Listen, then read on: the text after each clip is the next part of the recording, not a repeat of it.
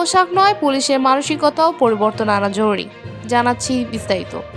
ছাত্র জনতার গণ অভ্যুত্থানের পর পুলিশের গুলিতে প্রাণহানির ঘটনায় ইমেজ সংকটে পড়েছে বাহিনীটি। এই সংকট কাটাতে অন্তর্বর্তী সরকারের পুলিশ বাহিনীতে সংস্কারের উদ্যোগ নিয়েছে এবং গঠন করেছে পুলিশ কমিশন। এর অংশ হিসেবে বাহ্যিক পোশাকে পরিবর্তন আনা হয়েছে। আইজিপি থেকে কনস্টেবল সবার জন্য একই ধরনের ইউনিফর্ম করা হয়েছে এবং মনোগ্রাম থেকে নৌকা চিহ্ন সরিয়ে ফেলা হয়েছে। তবে সাবেক পুলিশ কর্মকর্তারাও বলছেন, শুধু পোশাক বদল নয়, দরকার মানসিকতার পরিবর্তন। পুলিশের সাবেক ডিআইজি খান সাইদ হাসানের মতে, বাহিনী বিভিন্ন শাখাকে একীভূত করে একই পোশাক পরলে বিভ্রান্তি তৈরি করতে পারে। সমাজ ও অপরাধ বিশেষজ্ঞরা মনে করেন, পোশাক পরিবর্তনের চেয়ে পুলিশ সদস্যদের আচরণ, প্রশিক্ষণ এবং জবাবদিহিতা নিশ্চিত করা বেশি গুরুত্বপূর্ণ। ঢাকা বিশ্ববিদ্যালয়ের অধ্যাপক ডক্টর তৌহিদুল হক বলেন, সেবামূলক পরিবর্তনে গুরুত্ব না দিলে সংস্কার অর্থহীন হয়ে যাবে।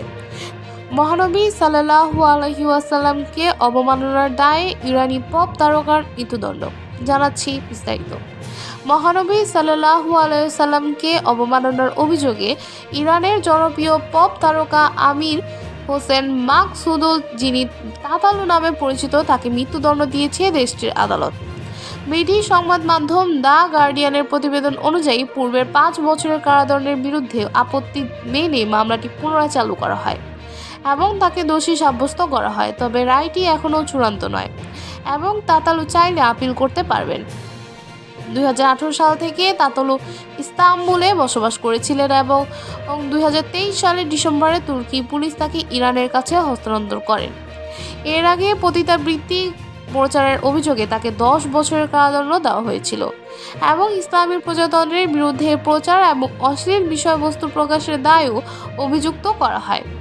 তাতালু 2015 সালে ইরানের পারমাণবিক কর্মসূচির পক্ষে গান প্রকাশ করলেও পরবর্তীতে তার কট্টরপন্থী অবস্থানের কারণে বিতর্কিত হন। পার্বত্য চট্টগ্রাম উন্নয়ন বোর্ডের নতুন চেয়ারম্যান অনুপ চাকমা। জানাচ্ছি বিস্তারিত। পার্বত্য চট্টগ্রাম উন্নয়ন বোর্ডের নতুন চেয়ারম্যান হিসেবে নিয়োগ পেয়েছেন অবসরপ্রাপ্ত মেজর জেনারেল অনুপ কুমার চাকমা। সোমবার 20 জানুয়ারি জনপ্রশাসন মন্ত্রণালয়ের এক প্রজ্ঞাপনে এ তথ্য জানানো হয়েছে।